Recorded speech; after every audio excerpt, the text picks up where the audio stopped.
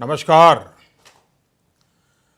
Technology के माध्यम से देश भर के हजारों जन औषधि केंद्रों से जुड़े सभी साथियों को होली की मुबारक और आप सबका इस कार्यक्रम में बहुत बहुत स्वागत है। अनेक केंद्रों में हमारे कुछ मुख्यमंत्री, मेरे मंत्रिपरिषद के कुछ साथी ये भी वहां मौजूद हैं। आप सभी को दूसरे जन औषधि दिवस की बहुत बहुत बधाई। आज हफ्ते भर से मनाए जा रहे जन औषधि सप्ताह का भी आखिरी दिवस है। इस प्रशंसनीय पहल के लिए भी मैं सभी जन औषधि केंद्रों के संचालकों का, भारत सरकार का और इसमें सहयोग देने वाले सबका बहुत बहुत धन्यवाद भी करता हूं और अभिनंदन भी देता हूं। साथियों, जन औषधि दिवस सिर्फ एक योजना को सेलिब्रेट करने का दिवस नहीं है, बल्कि उन करोड़ों भारतीयों, लाखों परिवारों के साथ जुड़ने का, एक आत्मीयता का ये प्रसंग है, जिनको इस योजना से बहुत कुछ लाभ हुआ है, बहुत राहत मिली है। उनके माध्यम से और लोगों तक भी इस बात का व्यापक प्रचार करने का भी ये अवसर है, ताकि गरीब से गरीब व्यक्ति भी इस योजना का लाभ अवश्य ले। हर भारतवासी के स्वास्थ्य के लिए हम 4 सूत्रों पर काम कर रहे हैं। पहला, हर भारतीय को बीमार होने से बचाने के लिए क्या क्या किया जाए। दूसरा, अगर बीमार हो गया तो बीमारी की स्थिति में सस्ता और अच्छा इलाज हर नागरिक को कैसे मिले। तीसरा, इलाज के लिए बेहतर और आधुनिक अस्पताल हो, पर्याप्त संख्या में अच्छे डॉक्टर और मेडिकल स्टाफ हो, इसके लिए निरंतर प्रयास किया जा रहा है। और चौथा सूत्र है, मिशन मोड पर काम करके चुनौतियों को समझना, उसका समाधान करना। प्रधानमंत्री भारतीय जन औषधि परियोजना यानी पीएमबीजेपी इसी की एक अहम कड़ी है। ये देश के हर व्यक्ति तक सस्ता और उत्तम इलाज पहुंचाने का संकल्प है। मुझे बहुत संतोष है कि अब तक 6000 से अधिक जन औषधि केंद्र पूरे देश में खुल चुके हैं। जैसे जैसे ये नेटवर्क बढ़ रहा है, वैसे वैसे इसका लाभ भी और अधिक लोगों तक पहुंच रहा है। आज हर महीने, ये आंकड़ा बहुत बड़ा है, हर महीने 1 करोड़ से अधिक परिवार इन जन औषधि केंद्रों के माध्यम से बहुत सस्ती दवाइयों का लाभ ले रहे हैं। जैसा कि आपने अनुभव भी किया है, जन औषधि केंद्रों पर मिलने वाली दवाओं की कीमत बाजार में जो दवाएं मिलती हैं उसी क्वालिटी की, लेकिन जन औषधि केंद्र में 50% से 90% तक उसकी कीमत कम होती है। जैसे कैंसर की बीमारी के इलाज में जो दवा उपयोग में आती है, वो दवाई बाजार में करीब 6,500 की मिलती है। वही दवा जन औषधि केंद्र में सिर्फ 850 में उपलब्ध है। इससे पहले की तुलना में इलाज पर खर्च बहुत कम हो रहा है। मुझे बताया गया कि अभी तक पूरे देश में करोड़ों गरीब और मध्यम वर्ग के साथियों को पहले जो खर्चा होता था दवाई के लिए और अब जो खर्चा हो रहा है, करीब करीब 2-2.5 करोड़ रुपए इसकी बचत ये जन औषधि केंद्रों से जो दवाइयां ली उसके कारण हुआ है। हमारे देश के 1-8 करोड़ परिवार के 2-2.5 करोड़ रुपया बचना, ये अपने आप में उनकी बहुत बड़ी मदद है। साथियों, आज के इस कार्यक्रम में जन औषधि केंद्र चलाने वाले हमारे नए नए साथी भी जुड़े हैं। मैं इन जन औषधि केंद्र चलाने वाले सभी साथियों को हृदय से बधाई देता हूं, क्योंकि आप बहुत प्रशंसनीय काम कर रहे हैं। आपके इस काम को पहचान दिलाने के लिए सरकार ने इस योजना से जुड़े एक पुरस्कारों की शुरुआत करने का भी फैसला लिया है। मुझे विश्वास है कि इन पुरस्कारों से, इन अवार्ड से जन औषधि के क्षेत्र में एक नई स्वस्थ हेल्दी कंपटीशन, स्वस्थ स्पर्धा शुरू होगी। और मुझे विश्वास है इस स्पर्धा का सबसे बड़ा लाभ गरीब को, मध्यम वर्ग को मिलने वाला है। आइए, आज मैं ज्यादा न बोलते हुए आप लोगों से बातें करना चाहता हूं। चर्चा की शुरुआत करते हैं। मुझे कहा गया है कि सबसे पहले ए फॉर असम, असम में हमें गुवाहाटी जाना है। तो सबसे पहले गुवाहाटी के सभी भाइयों बहनों को मेरा नमस्कार। हमारी एमपी साहिबान दिख रही हैं, हमारे कुछ मंत्री दिख रहे हैं, हमारे साथी सब वहां नजर आ रहे हैं। बताइए कौन बात करेगा?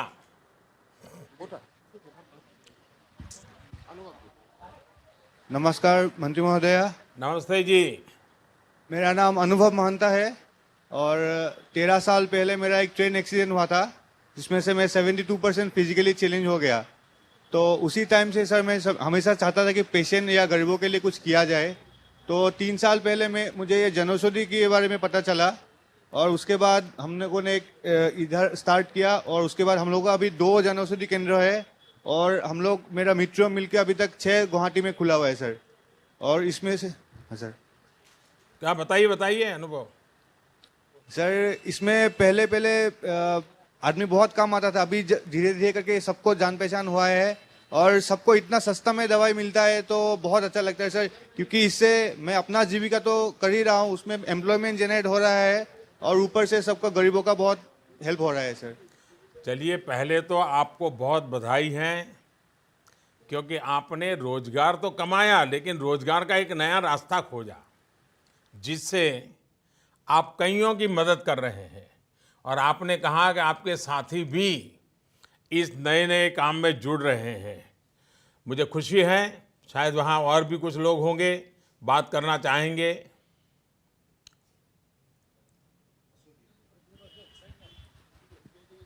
माननीय प्रधानमंत्री जी, मैं अशोक कुमार बेतला गुवाहाटी असम से बोल रहा हूँ। तो जय जिनेंद्र। जय जिनेंद्र। आप बोलते चलिए, आप माइक की चिंता मत कीजिए, मुझे सुनाई दे रहा है। मैं सर, मेरा ब्लड, हेलो। अरे आप माइक की चिंता मत कीजिए भाई, वो जो ठीक कर रहे हैं, आप चिंता मत कीजिए माइक की। वो जो करते हैं करने दीजिए, अशोक जी को करने दीजिए। सब लोग मदद करने जाओगे तो क्या होगा भाई। मैं ब्लड प्रेशर और डायबिटीज का पेशेंट हूँ। मेरा 2015 में हार्ट का बाईपास सर्जरी हुआ था। तो सर मैं लगातार 5 वर्षों से विगत 4 वर्षों से मैं दवाई ले रहा था, अंग्रेजी दवाई।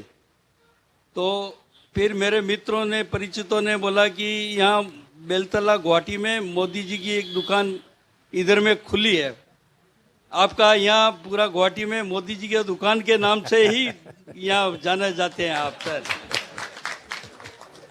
तो मैं यहाँ दुकान में पहले मेरा खर्चा आता रहा 3400 रुपया लगभग। कितना? अभी 3400 रुपया महीने का आता रहा। 3400। हाँ सर। हाँ। तो अभी मेरा जो वर्तमान खर्चा है वो यहाँ से लगभग 900 रुपया महीने का ये होता है। तो मेरी लगभग 2500 रुपये की ये होती है, आपकी बचत होती है। मैं ये बचत है, मेरी पोती है ये मनन्या, इसकी मैं आपके प्रधान ये जो सुकन्या योजना ना, प्रधानमंत्री सुकन्या की, इसको मैं ये बचत में इसको क्या मदद नाम है कर रहा पोती हूँ। का? नाम क्या है बचत। पोती का? मनन्या बेताला सर। मनन्या। वाह, जय हिंद। जय हिंद। मनन्या, दादाजी की सेवा करती हो कि नहीं करती हो? करती हो दादाजी। दादाजी की सेवा करती हो कि नहीं करती हो? सर ये जो मैं शुगर की स्ट्रिप भी लेता हूँ, पहले मेरे खर्चा आता रहा उसमें 800 850 रुपया तकरीबन। अभी यहाँ पे 225 रुपये ये स्ट्रिप मेरे को मतलब यहाँ मिलती है। तो ये सर ये योजना आप निरंतर आगे बढ़ाते रहिए। हमारी ये आसाम वासियों से यही आपसे मतलब अपील है आपसे।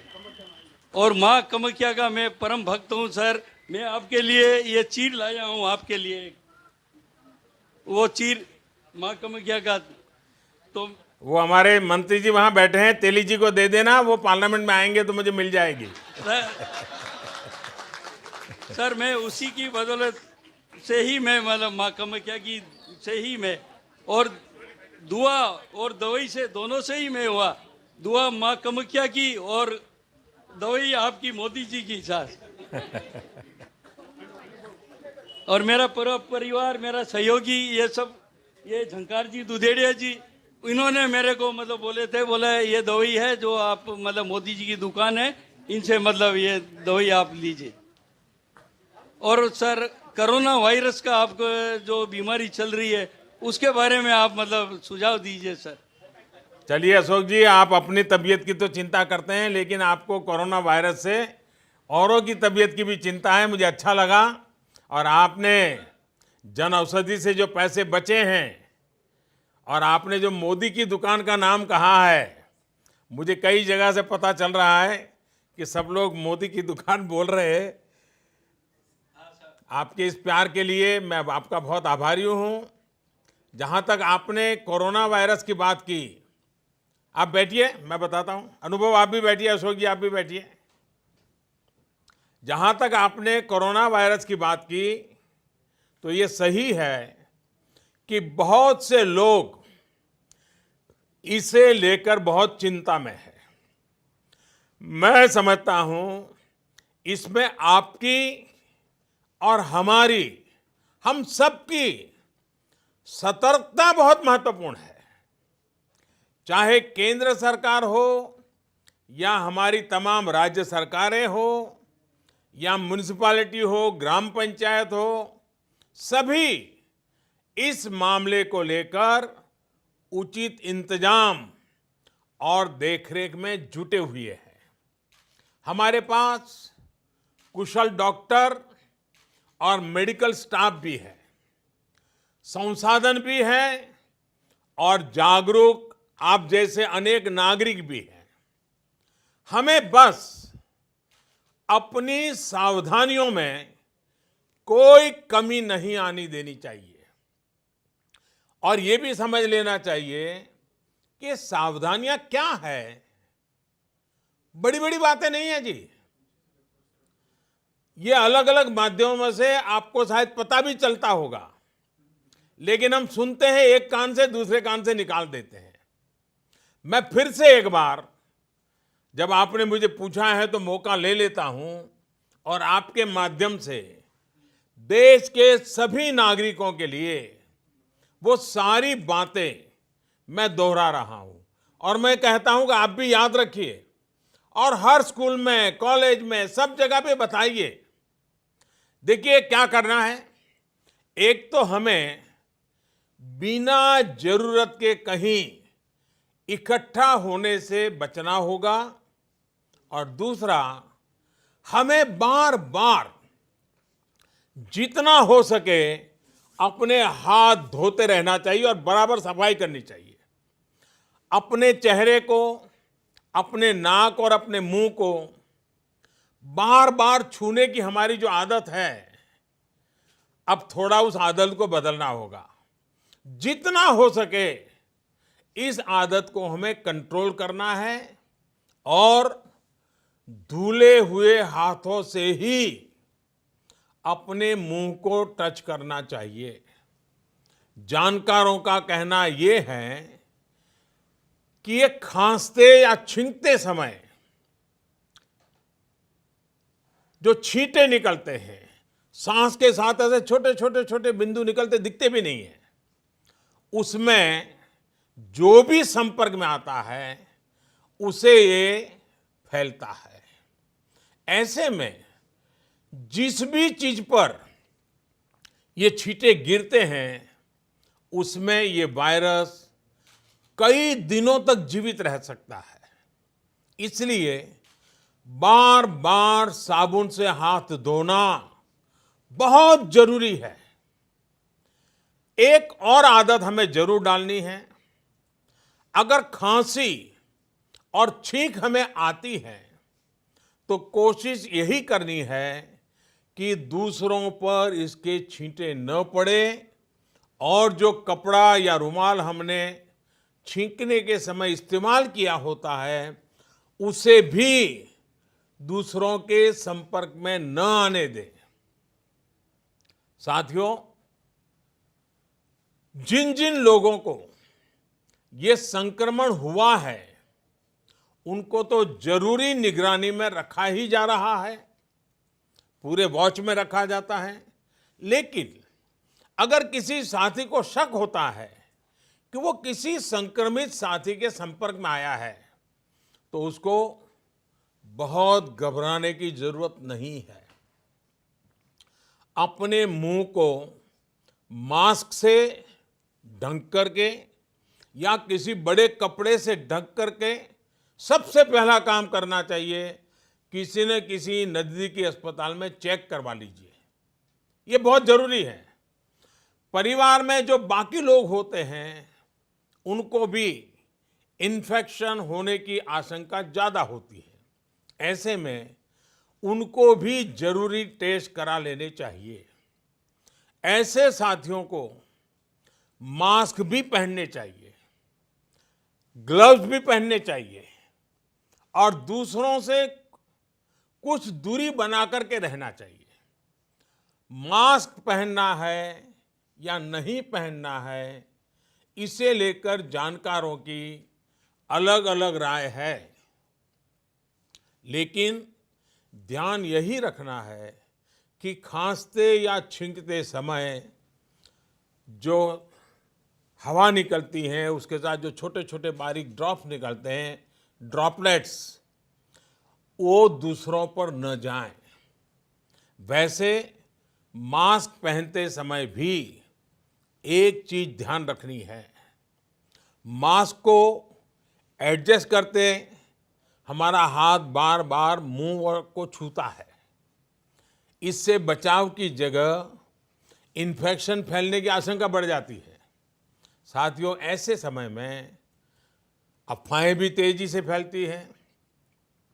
कोई कहता है ये नहीं खाना है, वो नहीं करना है। कुछ लोग 4 नई चीजें लेकर के आ जाएंगे कि ये खाने से कोरोना वायरस से बचा जा सकता है, ढीकना करने से बचा जा सकता है। मेरी सभी देशवासियों को प्रार्थना है, मेहरबानी करके इन अफवाहों से भी बचना है। आपको कुछ भी लगता है, जो भी करें, अपने डॉक्टर की सलाह से ही करें। हम स्वयं डॉक्टर न बन जाए। और हाँ, पूरी दुनिया आजकल नमस्ते की आदत डाल रही है। अगर किसी कारण से हमने ये आदत छोड़ दी है तो हम भी हाथ मिलाने के बजाय इस आदत को फिर से डालने का भी मैं समझता ये उत्तम समय है। नमस्ते करके ही एक दूसरे को ग्रीट करना चाहिए। तो मुझे विश्वास है कि छोटी छोटी बातें हैं, शायद डॉक्टर लोग भी आपको यही बताएंगे, आप भी सबको यही बताइए। डरने की जरूरत नहीं है, भय पैदा करने की जरूरत नहीं है, अफवाह फैलाने की जरूरत नहीं है, बस इतनी सी चिंता करनी है। आइए अब हम देहरादून चलते हैं, असम से।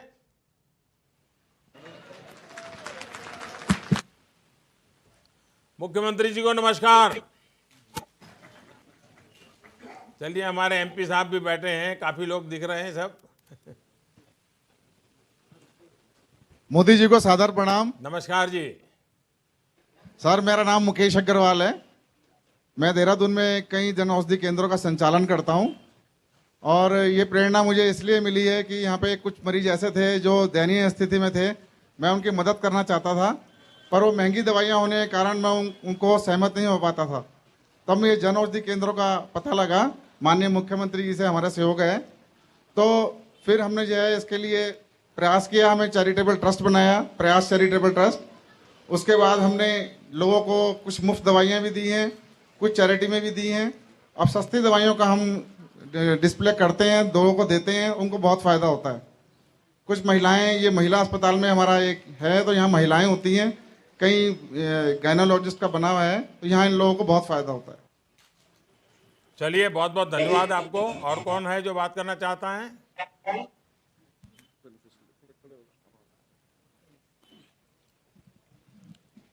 मोदी को प्रणाम। नमस्ते जी। अब मेरा नाम दीपा शाह है। दीपा जी, आप बैठ करके बोलिए, मुझे लगता है आपको थोड़ा कष्ट हो रहा है। आप बैठ करके बोलिए, बैठ करके बोलिए। हाँ,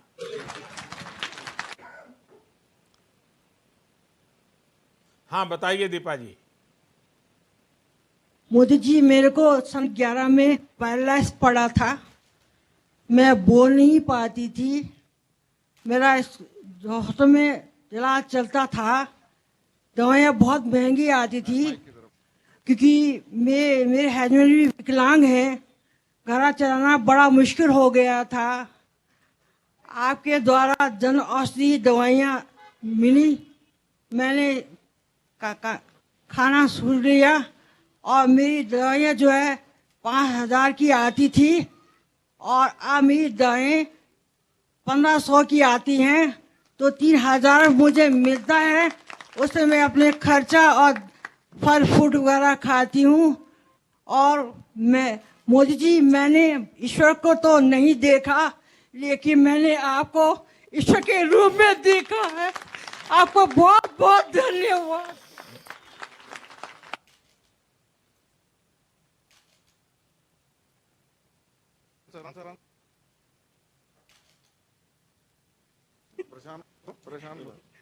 मैं कुछ भी और बात भी कहना चाहती हूँ आपको।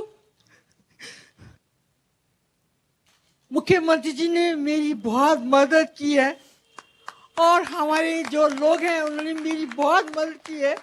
मुझे डॉक्टर ने जवाब दे दिया था कि मैं ठीक नहीं होंगी, लेकिन आपका आशीर्वाद, आपकी वाणी से मैं ठीक हो गई हूँ। पर मुझे फिर कहती हूँ मैं आपको, मैंने ईश्वर को नहीं देखा, मैंने आपको देखा तो ईश्वर के मुंह रूप में देखा है। अब मैं थोड़ा थोड़ा बोलने भी लग गई हूँ और लोग मेरी मदद करते हैं। मैं आपको बहुत बहुत धन्यवाद देना चाहती हूँ। धन्यवाद।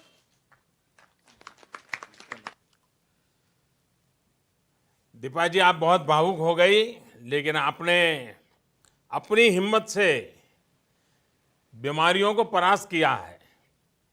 और ये आपका जो हौसला है ना, वो सबसे बड़ा भगवान है। आपका हौसला ही आपका भगवान है। उसी हौसले ने आज आपको इतने बड़े संकट से बाहर निकलने की ताकत दी और आप निकली हैं। और मैं तो देख रहा था कि आप बिल्कुल साफ बोल रही हैं। एक एक शब्द समझ में आता है। तो आपको मन में कॉन्फिडेंस रहना चाहिए कि अब आप बहुत ही सरलता से बात बता रही है। और आपने सही कहा कि जेनरिक दवाएं कैसे आपका लाभ किया। 5,000 रुपया का खर्च होता था, 3,500 रुपया आपका बच रहा है। ये बात सही है कि कभी कभी जेनरिक दवाओं के संबंध में आप इतना विश्वास से बोलती हैं और जेनरिक दवाओं में आपको भगवान दिखाई दिया है, फिर भी कुछ लोग बड़ी अफवाहें फैलाते रहते हैं और पुराने अनुभवों के आधार पर कुछ लोगों को ये भी लगता है कि आखिर इतनी सस्ती दवा कैसे हो सकती है। जरूर दवाई में ही कुछ गड़बड़ होगी, कहीं रंगीन गोलियां बना करके कोई नहीं दे रहा है, ऐसे भ्रम फैलाए जाते हैं। लेकिन दीपा जी, आपको देख करके पूरे देशवासियों को विश्वास होगा कि आपने जेनरिक दवाओं की ताकत क्या है, आज आपने सबूत के साथ उसको पेश कर दिया है। मैं समझता हूं किसी लेबोरेटरी से बड़ी लेबोरेटरी आज दीपा जी आपका अनुभव है। मैं ऐसे सभी साथियों को भी बता देना चाहता हूं कि ये दवाएं दुनिया भर के बाजार में उपलब्ध किसी भी दवा से जरा भी कमजोर नहीं है। हर क्वालिटी के तराजू पर ये बिल्कुल खरी उतरती हैं। ये दवाएं बेहतरीन लैब से सर्टिफाइड होती हैं। हर प्रकार की सख्त जांच से निकले दवा निर्माताओं से खरीदी जाती है। यदि किसी दवा निर्माताओं के विरुद्ध शिकायतें आती हैं तो उनके खिलाफ कड़ी कार्रवाई भी की जाती है। ये दवाएं भारत में ही बनती हैं, मेक इन इंडिया है, सस्ती भी है। और भारत की बनी जेनरिक दवाओं की आपको खुशी होगी, सिर्फ देहरादून में नहीं, पूरी दुनिया में आजकल मांग है, डिमांड है। और हमारे ये दवा उत्पादक लोग हैं, वो जेनरिक दवा आजकल एक्सपोर्ट करते हैं। सरकार ने हर अस्पताल के लिए जेनरिक दवाएं लिखना उन डॉक्टरों के लिए जरूरी कर दिया है। कुछ विशेष परिस्थितियों को छोड़कर डॉक्टर जेनरिक दवाएं ही लिखें, ये सुनिश्चित करना बहुत जरूरी है। और मेरा राज्य सरकारों से भी अनुरोध रहेगा कि वो लगातार अपने डॉक्टरों को ये बात के लिए कहते रहें ताकि वे जेनरिक दवाएं लिखें, ताकि गरीब पेशेंट को महंगी दवाएं खरीदना न पड़े। मेरा आप सभी साथियों से भी निवेदन रहेगा कि अपने अनुभवों को, दीपा जी जैसे 1 करोड़ से अधिक परिवार हैं, आप अधिक से अधिक लोगों को ये बात पहुंचाइए। आपको जो लाभ हुआ है वो आप जितना कहेंगे उतना लोग ज्यादा मानेंगे। इससे जन औषधि का लाभ ज्यादा से ज्यादा मरीजों तक पहुंचेगा। मोदी की दुकान जिसको लाभ मिल रहा है वो तो है, लेकिन अधिक लोगों को लाभ मिले, गरीब को लाभ मिले तो हम लोगों को भी संतोष मिलता है। तो दीपा जी, मेरी आपको बहुत बहुत शुभकामनाएं हैं। मुझे विश्वास है कि आप जो भी छोटी मोटी समस्या बची होगी उसको पूरी तरह पास कर दोगी और बिल्कुल ताकत के साथ बाहर निकलोगी। मेरी आपको बहुत शुभकामनाएं हैं। और ये तो देवभूमि है हमारा उत्तराखंड, तो सब देवों के आशीर्वाद आप पर बने रहे। बहुत बहुत धन्यवाद। आइए अब हम पुणे चलते हैं।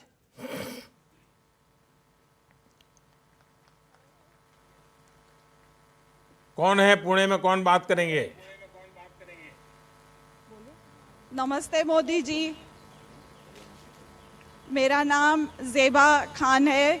मैं पूना की रहने वाली हूँ। मेरी उम्र 41 साल की है और मैं किडनी पेशेंट हूँ। पहले इतनी छोटी आयु में? हाँ, यही तो, अरे छोटी आयु में मुझे ये बीमारी हो गई, बहुत परेशानी हो गई। चलिए, मिडिल अल्लाह क्लास ताला से फैमिली। मैं प्रार्थना करता हूँ कि इस संकट से आप बिल्कुल जल्दी से जल्दी बाहर निकलें। जी ज़रूर। आपने जो जन औषधि की शुरुआत की है वो बहुत बहुत फ़ायदा होता है मुझे उससे। पहले मैं ये दवाइयाँ 2200-2500 में खरीदती थी। मेरा बजट पूरा हिल जाता था, ऐसा लगता था ये मुझे क्या हो गया, अभी मेरे बच्चों का कैसे होगा, कैसे मैं सब संभालूंगी। पर मुझे ये मालूम पड़ा पेपरों में इसमें कि जन औषधि के में ये दवाइयाँ बहुत सस्ती मिलती है। तभी मैंने ये दवाइयाँ लेना शुरू कर दी। तो मेरे 800 रुपये में पूरी दवाइयाँ आती थी और मेरे बचे हुए पैसे मैं घर भी चला सकती थी, मेरे बच्चों के पढ़ाई के लिए यूज़ कर सकती। आज मुझे इसका बहुत फ़ायदा होता है। इसके लिए मैं आपका तहे दिल से धन्यवाद करना चाहती हूँ और चाहती हूँ कि और से और इसमें कामयाबी मिले और सब गरीबों को इसका फ़ायदा हो। मेरे जैसी कम उम्र में बीमारी होती है उनका भी फ़ायदा हो।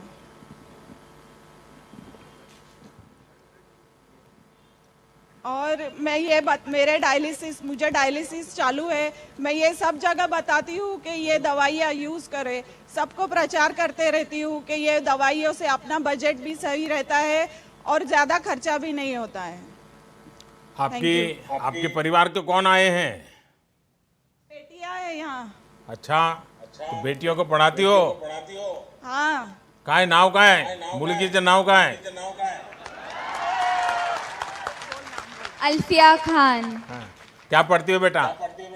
मैं टेक्सटाइल डिजाइन कर रही हूँ। अरे वाह। देखिए, माँ को तो बीमारी हो गई, लेकिन इस बीमारी से अगर संभाल करके रहोगे तो सब ठीक हो जाएगा बेटा। हाँ जरूर। हाँ जी। देखिए, सबसे पहले तो मैं आपकी बेहतर सेहत की कामना करता हूं और आपकी बेटियों को आप पढ़ा रही हैं और अच्छा पढ़ा रही है, इसलिए मैं आपको पहले बहुत बहुत बधाई देता हूं। वरना कभी बीमारी के कारण इंसान इतना परेशान हो जाता है कि परिवार की तरफ ही कौन किसकी सेवा करे, चिंता का विषय बन जाता है। लेकिन मुझे विश्वास है कि आप जरूर इस दवाई से आपको जो लाभ हुआ है, 2 प्रकार के लाभ हुए हैं। एक तो आपने सर्वाधिक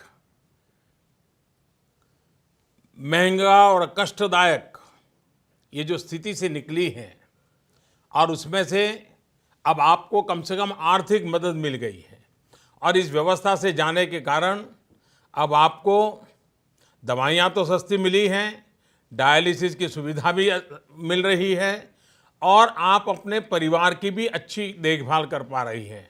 मैं समझता हूँ कि सरकार की कोई भी योजना जब पूरे परिवार का हित करती है, पूरे समाज का हित करती है, तो वो अपने आप में बहुत आशीर्वाद का कारण बनती है। और आपको जानकारी खुशी होगी, आज 1000 से अधिक जरूरी दवाइयों की कीमत नियंत्रित होने से जैसे आपके पैसे बचे हैं, पूरे देश में जिन्होंने इसका फायदा उठाया है, करीब करीब 12,500 करोड़ रुपए आप जैसे नागरिकों के जेब में बच गए हैं, जो पहले उनको ज़्यादा होना ही होना था, क्योंकि बीमारी में कहाँ जाएगा बेचारा, कर्ज लेना पड़ता था। करीब करीब 90 लाख गरीब मरीजों को आयुष्मान भारत योजना के तहत इलाज मिल चुका है। यही नहीं, स्टेंट्स और नी इम्प्लांट्स की कीमत भी कम होने से लाखों मरीजों को नया जीवन मिला है। सरकार का प्रयास ये है कि देश में लोगों को मेडिकल सुविधा के लिए ज़्यादा दूर न जाना पड़े और इसलिए देश भर में हेल्थ एंड वेलनेस सेंटर्स बनाए जा रहे हैं, नए मेडिकल कॉलेज बनाए जा रहे हैं, नए एम्स बनाए जा रहे हैं। इस वजह से देश में मेडिकल सीटों की संख्या में भी बढ़ोतरी हो रही है। ऐसे अनेक प्रयास चल रहे हैं जो देश में स्वास्थ्य सुविधाओं में व्यापक सुधार लाने वाले हैं। आइए, मैं आपकी बेटियों को और आपको अनेक शुभकामनाएं देता हूं। मैं आपसे इतना ही आग्रह करूंगा, जब भी मौका मिले आप औरों को भी जरूर बताएं कि आप जन औषधि केंद्र की दवाइयां लीजिए, अपने पैसे बचाइए और पैसों का परिवार के लिए अच्छा उपयोग कीजिए। इतना मेरी तरफ से आप काम जरूर करिए और फिर एक बार मैं आप सबको बहुत शुभकामनाएं देता हूं। आइए अब हम वाराणसी चलते हैं।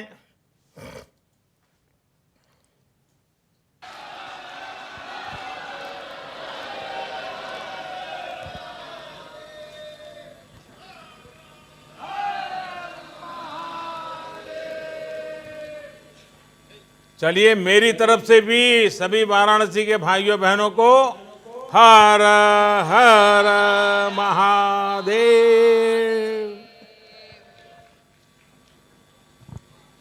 तो अभी तो बनारस होली के रंग में रंग गया होगा, हैं? रंगीली एकादशी किया होगा, अब होली के रंग में रंग जाओगे। हाँ बताइए, कौन बता रहा है? नमस्कार प्रधानमंत्री जी, मैं अपर्णा कपुरिया आपके शहर वाराणसी से हूँ। सर कल अंतर्राष्ट्रीय महिला दिवस है और मैं यहाँ वाराणसी में जनौषधि स्टोर्स चलाती हूँ। जनौषधि स्टोर में 1 रुपए का सैनिटरी नैपकिन मिलता है। कितने समय से चला रही हो अपर्णा जी? 18 महीने हो गए सर 18 महीने चलाते हुए। जी जी, तो 1 रुपए का सैनिटरी नैपकिन मिलता है। जैसे अच्छा, कि मुझे ये आप बताइए जी कि जन औषधि केंद्र आपको मिला तो जी। किसी की सिफारिश लगानी पड़ी थी क्या? जी बिल्कुल नहीं, किसी को रिश्वत देनी मैंने पड़ी थी अप्लाई क्या? किया था लाइसेंस के लिए। किसी को रिश्वत देनी और- पड़ी क्या? जी बिल्कुल नहीं। नहीं, बिल्कुल नहीं। नहीं सच जी। बताइए। सच सर। अच्छा, सर ऐसा नहीं है। हाँ। हमको पता चला था ये लखनऊ से कि एक्चुअल में सर मैं 8-10 साल से मेडिसिन लाइन में हूँ और हम कैंसर मेडिसिन में काम कर रहे थे। तो उसके तहत मैं गरीबों को या ज़रूरतमंद को मेडिसिन देती थी, डिस्ट्रीब्यूट करती थी फ्री में। फिर हमको पता चला कि जनौषधि में बहुत सस्ती दवाई हैं, क्यों ये जेनेरिक मेडिसिन है। फिर हमने और अधिक पता करा और फिर लाइसेंस के लिए अप्लाई किया। फिर हमने जनौषधि एक एक करके जिन जगहों पे ज़रूरत थी वहाँ स्टोर खोलना शुरू किया। अभी मेरे 8 स्टोर हैं बनारस में और एक रॉबर्टगंज सोनभद्र में है। तो मैं फिर उसके बाद ये इतनी कम दाम की दवाइयाँ थी ताकि लोगों को अधिक से अधिक इसका लाभ मिल सके, क्योंकि जो कैंसर की मेडिसिन होती है बहुत ज़्यादा कॉस्टली होती है सर। एक मेडिसिन होती थी तो 1800 रुपये की, जहाँ पे 800 की मिलती है जनौषधि पे, प्रधानमंत्री जनौषधि केंद्र पे 800 रुपये में मिलती है। तो उसके बाद हम लोग को लगा नहीं, ये तो बहुत ही अच्छा हो जाएगा अगर हम इस तरह से जनौषधि स्टोर्स खोलते हैं और लोगों को अधिक से अधिक लाभ मिले इस चीज़ का। फिर हमने एक एक करके जनौषधि स्टोर्स खोलना शुरू किया और अब पूरी तरह से मैं और मेरे पति, मेरे परिवार के सभी लोग इसी योजना में लगे हुए हैं ताकि लोगों को अधिक से अधिक अवेयर किया जाए जेनेरिक मेडिसिन के लिए और उनको अधिक से अधिक स्वास्थ्य लाभ हो सके, सस्ती दवाइयाँ मिल सके। और सर मैं बताना चाहूँगी कि जो सीनियर सिटीजन हैं और ये महिलाएं हैं, सबसे ज़्यादा लाभ उनको मिल रहा है, सबसे ज़्यादा, क्योंकि सीनियर सिटीजन है जो उनको उनकी पेंशन होती है वो सारी दवाइयों में खर्च हो जाती है, क्योंकि महीने की दवाइयाँ लेते हैं वो। अब क्या है कि जो पैसे बचते हैं वो अपने परिवार पे या पौष्टिक आहार लेने के लिए वो यूज़ कर पाते हैं उन चीज़ों को। और महिलाएं हैं जो सैनिटरी नैपकिन नहीं भी यूज़ करती थी, मैं गांव में जाती हूँ, स्कूल भी अडॉप्ट करती हूँ और उनको अवेयर करती हूँ कि सैनिटरी नैपकिन कैसे वो यूज़ कर सकती हैं। इतने कम दामों में तो कोई भी ले सकता है, मैं तो अपने तरफ से देती भी हूँ उन लोगों को, लेकिन साथ ही वो स्टोर्स पे आके उन नैपकिन्स को ले सकते हैं, महीने का ले जाते हैं। तो सर मैं बताऊँ कि महिलाएँ आती हैं पूरे 2-2, 3-3 महीने का आस पड़ोस के लोगों का भी लेके जाती हैं अपने संग। और कहीं ऐसा तो नहीं है ना, कहीं ऐसा तो नहीं ना कोई 1 रुपए में ले जाता है और जाकर के 2 रुपए में बेचता है?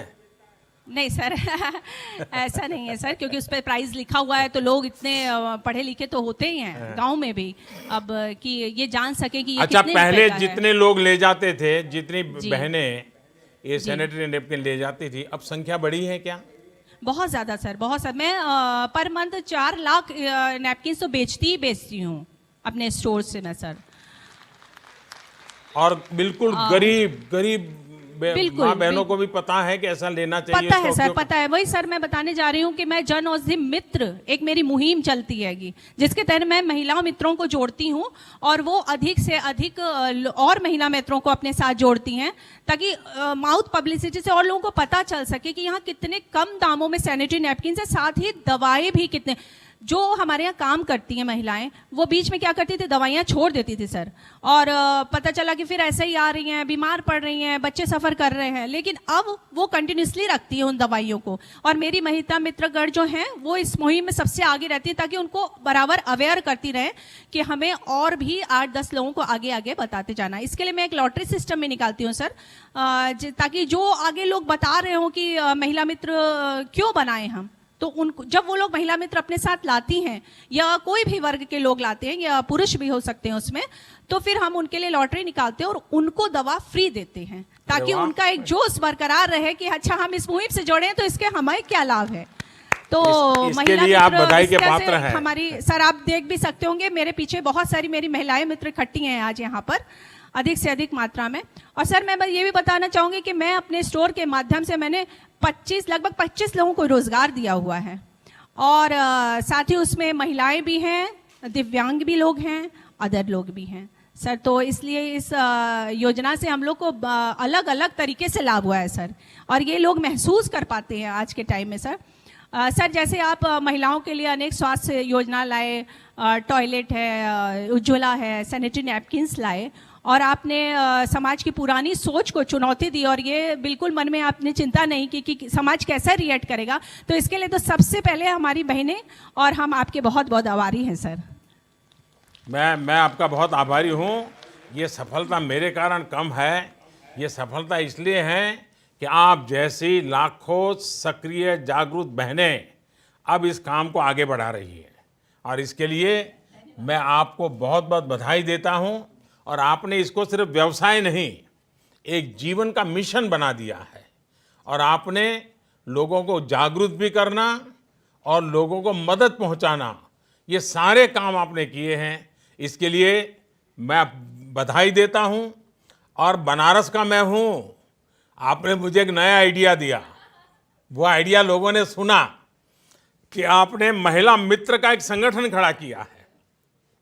मैं और भी जन औषधि केंद्र के जो लोग बैठे हैं, मैं चाहूँगा कि बनारस का ये जो बहन अपूर्णा का जो अनुभव है उसमें से आप भी जरूर सीखें।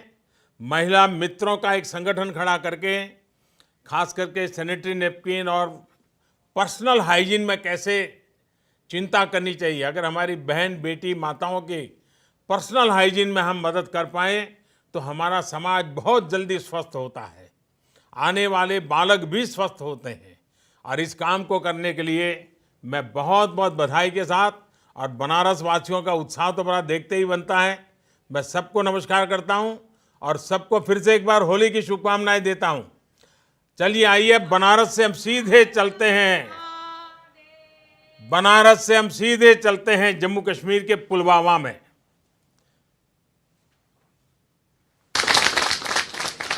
आइए पुलवामा में बात करेंगे। हाँ बताइए। आदाब जनाब। आदाब जनाब।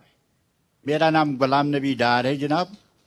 पेशे से मैं वकील हूँ और घर में ज़मींदारी का काम भी करते हैं जनाब। हालात की वजूहात की बिना पर कश्मीर के अक्सर लोग बीमारी के शिकार हो गए और उनको महंगी कीमत पर दवाएं मिलती थी। तो अब जब से आपने ये स्कीम जनाब चालू की है, इससे लोगों को काफ़ी फ़ायदा मिला है, लोगों को राहत मिली है। और हर कोई इस वक्त ये कहता है कि हमें अब बीमारी पर ज़्यादा पैसा खर्च नहीं होता है। ये जनाब आपने इंसानियत की खदमत के लिए कदम उठाया है। हम आप बहुत इसकी तारीफ़ करते हैं, क्योंकि आपने ये कदम गरीबों के लिए उठाया है। और यहाँ जनाब ये डिस्ट्रिक्ट तक महदूद नहीं रहना चाहिए। ये जो स्कीम है ये जो गाँव में फैलनी चाहिए जनाब, क्योंकि गाँव के लोग अक्सर जनाब बेचारे अनपढ़ होते हैं, गरीब होते हैं, और उनका गुजारा भी नहीं होता है और लाचार होते हैं। ये कर्जा है और हालातों ने उनको भी दबा के रखा है। ये स्कीम गाँव तक जानी चाहिए, ताकि आपका ये पैगाम तमाम लोगों तक पहुंच जाएगी, क्योंकि आप तो इंसानियत की खदमत कर रहे हैं। इंसानियत की खदमत ही सबसे बड़ी इबादत है। इबादत बजुज़ खदमत खलक ने, ये हज़रत साजी ने कहा है जनाब कि सबसे बड़ी इबादत जो है वो खदमत खलक है। आप तो वो करते हैं, जिस तरह आप कोशिश करते हैं, इंशाअल्लाह खुदा आपको कामयाब करे नेक इरादों में, हमारे मुल्क में और हमसाय ममालिक में आपकी सहायता से, आपके इस जो आप खुदा अल्लाह ताला ने आपको सूझबूझ दिया है। गुलाम नबी जी, आपको कितना लाभ हुआ इस योजना से? आपको स्वयं को कितना फायदा हुआ? मुझे जनाब मुझे कम से कम 10,000 रुपये खर्च होता था इसे पर। 10,000 रुपया जनाब, बहुत से तकालीफ होते थे, दवाएं लिखते थे डॉक्टर साहब, बड़ी बड़ी ये कंपनी के दवाएं हम लेते थे। तो फिर हमें पता चला कि नहीं, यहाँ से ये स्कीम चालू हो गई, हम भी इसका टेस्ट करेंगे। हमने वहाँ दवाएं लाई, वो कम कीमत पर मिली, और इस वक्त मुझे जनाब वो 10,000 के बजाय 1,000 रुपये खर्च होता है। 9,000 रुपया बच रहा है। 9,000 रुपये बच रहे, बहुत फायदा आ गया। आप जनाब सिर्फ हमारी तरफ से यही गुजारिश है कि ये गाँवों तक फैलना चाहिए। मैं गुलाम नबी जी आपका बहुत आभारी हूँ। बहुत अच्छा सुझाव आपने दिया है, और यही बड़े दिल के इंसान का काम है कि आपको फ़ायदा हुआ इतना नहीं, लेकिन आप चाहते हैं कि जम्मू कश्मीर के दूर दूर पहाड़ों में, गांवों में भी ये व्यवस्था मिलनी चाहिए। मैं आपका शुक्रगुजार हूँ कि आपने औरों की चिंता की और आपने मुझे अच्छा मार्गदर्शन किया। मैं आपका आभारी हूँ। और गुलाम नबी साहब, आप बैठिए आराम से। मेरे लिए खुशी है कि मेरे यहाँ दिल्ली में भी मेरे एक मित्र हैं, वो भी आप ही के नाम है उनका, गुलाम नबी। आप जानते हो भली भांति जनाब। अब गुलाम नबी जी मिलेंगे तो मैं उनको बताऊंगा कि आज मुझे पुलवामा में एक सच्चे अर्थ में गुलाम नबी के दर्शन करने का मौका मिला। ये मैं जरूर उनको बताऊंगा। गुलाम नबी जी, आपकी जो दिक्कतें हैं, इनमें लगातार दवाओं की ज़रूरत रही है। हमें संतोष है कि जम्मू कश्मीर में जन औषधि योजना के तहत आप जैसे साथियों का बहुत लाभ हो रहा है। और आपने सही कहा, जम्मू कश्मीर हो, नॉर्थ ईस्ट हो या दूसरे पहाड़ी और आदिवासी क्षेत्र, यहाँ पर जन औषधि योजना को विस्तार भी देना है और सारी दवाएं उपलब्ध रहे, ये सुनिश्चित करना भी जरूरी है।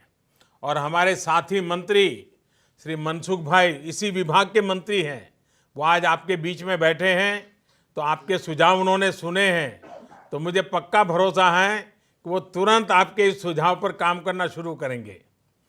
अब जम्मू कश्मीर की और लद्दाख में जो नई व्यवस्थाएं बनी हैं, उनसे इस प्रकार की सुविधा में और तेजी आएगी। पहले की केंद्र की योजनाओं को वहां लागू कर पाना बहुत मुश्किल होता था, लेकिन अब ये अड़चनें हट गई हैं। बीते 1.5 साल में जम्मू कश्मीर में अभूतपूर्व तेजी से विकास का काम चल रहा है। इस दौरान 3.5 लाख से ज्यादा साथियों को अकेले जम्मू कश्मीर में आयुष्मान योजना से जोड़ा गया है। 3 लाख बुजुर्ग, महिलाएं, दिव्यांगजन, उनको सरकार की पेंशन योजना से जोड़ा गया है। जहां तक स्वास्थ्य सुविधाओं की बात है, तो वहां नए एम्स और दूसरे मेडिकल कॉलेज पर भी काम तेजी से चल रहा है। जम्मू कश्मीर के विकास में आ रही ये तेजी अब और बढ़ने वाली है। अब सही मायने में सबका साथ, सबका विकास और सबका विश्वास की भावना यहां जमीन पर उतर रही है। आइए इंसानियत के इस माहौल से और गुलाम नबी साहब का बड़ा आशीर्वादपूर्ण बातचीत से मुझे आज बहुत संतोष हुआ और मुझे आप सबकी सेवा करने का मौका मिल रहा है। आइए अब कश्मीर से कन्याकुमारी, यानी अब हम दक्षिण में तमिलनाडु में कोयम्बटूर चलते हैं। कोयम्बटूर में बात करेंगे।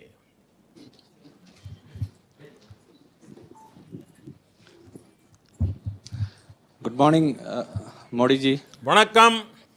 Vanakkam, Modi ji. My name is Shiril Balakrishnan. We are running nearly 32 Janaushadhi medical stores and in Coimbatore. And last year we have started a clinic inside Janaushadhi Kendra. I mean, we have a clinic inside the Janaushadhi clinic, inside the clinic. And Modi Clinic. Modi, it's called Modi Clinic, sir. We are Modi charging Clinic. only 50. Yes, sir. We are charging only 50 rupees consulting fee. We have nearly 12 doctors. We have dental department here. And we're charging only 50 rupees for all the treatment, consulting fee. And the poor get the medicine also very less from Janaushadhi clinic. I mean, Janaushadhi Kendra, and clinic consulting fee is very low. So the clinic, we have started a private clinic, but people call us this Modi Clinic.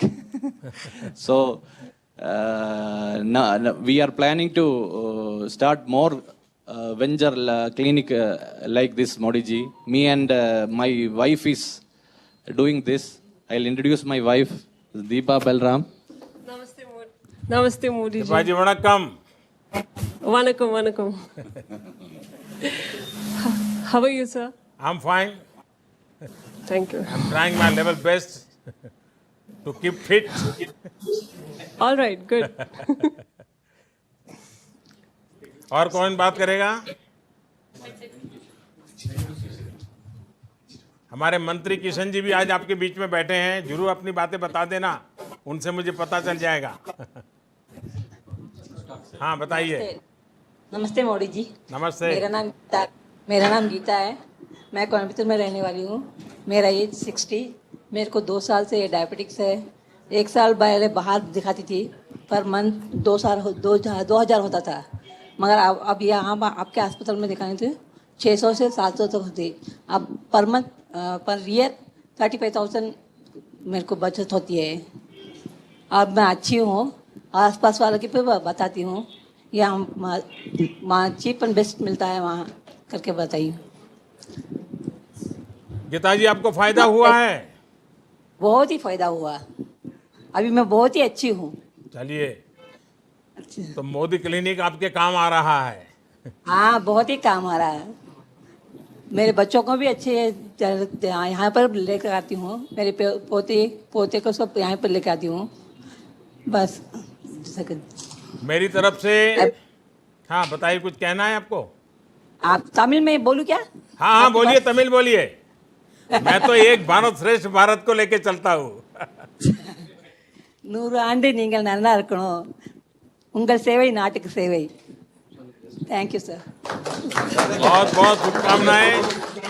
Tamil Nadu. हाँ, किशन बताइए। किशन बताइए क्या क्या? माधव सेवा ऐसा बता रहे। हाँ जी, मानव सेवा ही माधव सेवा, भगवान का सेवा है, जनता जन सेवा प्रभु सेवा।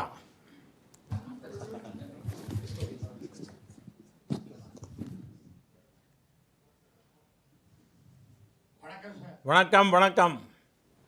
आपका नाम? And good morning also. Good morning. My name is P. George Stephen, age 72.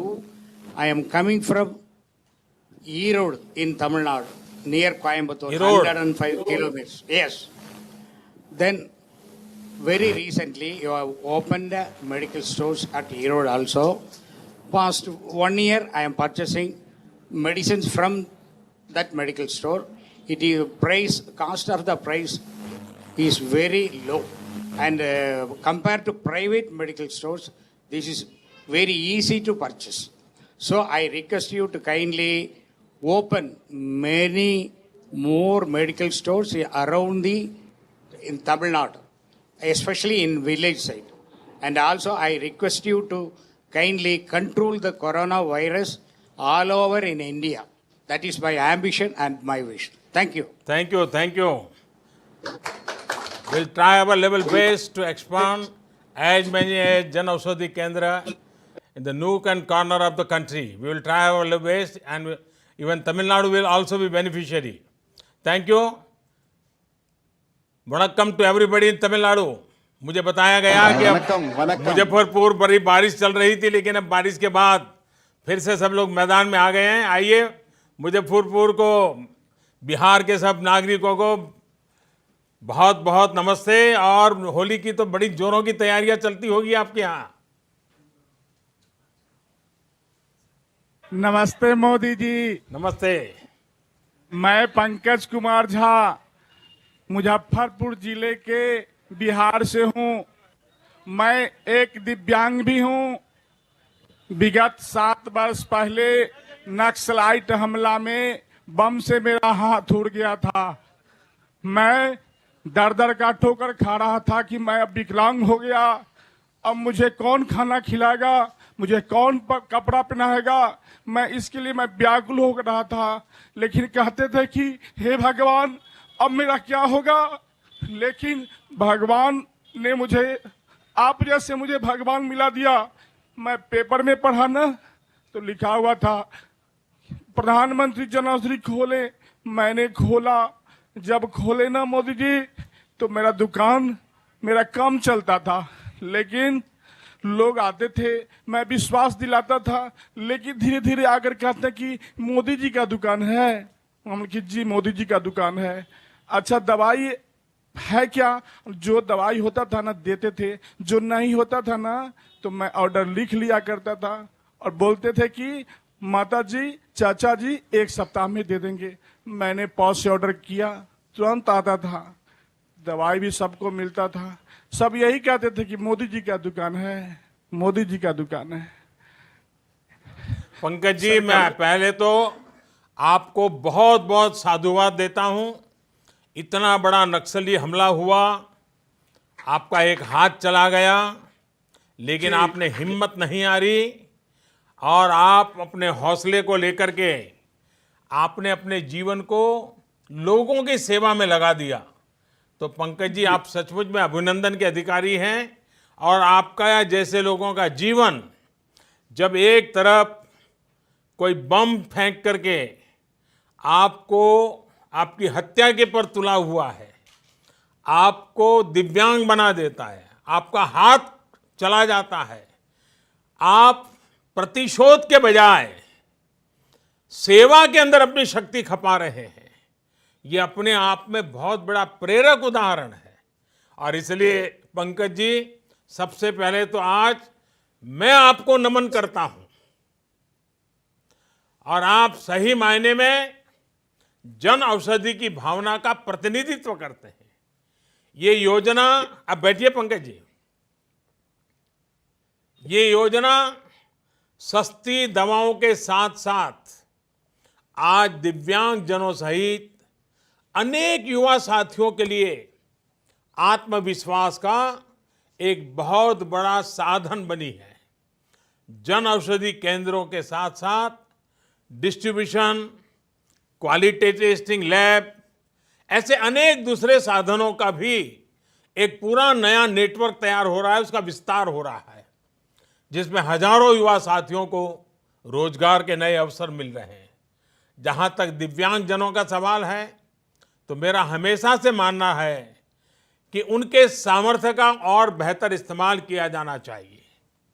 21वीं सदी में भारत की अर्थव्यवस्था में दिव्यांग जनों के कौशल को, उनकी प्रोडक्टिविटी को राष्ट्र के विकास में अधिक से अधिक हिस्सेदार होना जरूरी है। यही कारण है कि बीते 5 वर्षों से दिव्यांग जनों की सुविधा और उनके कौशल विकास को लेकर व्यापक ध्यान दिया जा रहा है। दिव्यांगों को शिक्षा, रोजगार और उसके अधिकार उसको देने के लिए जरूरी कानून भी बदलाव किए हैं। निश्चित रूप से जन औषधि जैसी हमारी योजनाओं में भी दिव्यांगों की अधिक से अधिक भागीदारी हम सभी को सुनिश्चित करनी है। और हमारे मंत्री जी वहाँ बैठे हैं, हमारे सांसद वहाँ बैठे हैं। एक प्रकार से आपने इस जन औषधि केंद्र का एक बहुत बड़ा उत्सव खड़ा कर दिया है। तो मैं सचमुच में आज जहाँ जहाँ देश के कोने में मुझे बात करने का मौका मिला है, आप लोग ने समय निकाला। लेकिन एक बात है जन औषधि केंद्र सच्चे अर्थ में जनशक्ति बन रहे हैं। सरकार देश में स्वास्थ्य सुविधाओं का विस्तार करने के लिए हर संभव प्रयास कर रही है। जन औषधि योजना को भी और अधिक प्रभावी बनाने के लिए निरंतर काम चल रहा है। इसके साथ साथ जरूरी ये है कि देश का हर नागरिक स्वास्थ्य के प्रति अपने दायित्व को भी समझे। हमें अपने जीवन में, अपनी दिनचर्या में स्वच्छता, योग, संतुलित आहार, खेल और दूसरे व्यायाम को जरूर जगह देनी चाहिए। मैं माता पिता से भी आग्रह करूंगा कि बच्चों को पढ़ने के लिए आप जितना आग्रह करते हैं, खेलने के लिए भी उतना ही आग्रह कीजिए। बच्चे का अगर दिन में 4 बार पसीना नहीं आता है, उतना मेहनत नहीं करता है, तो माँ बाप ने चिंता करनी चाहिए।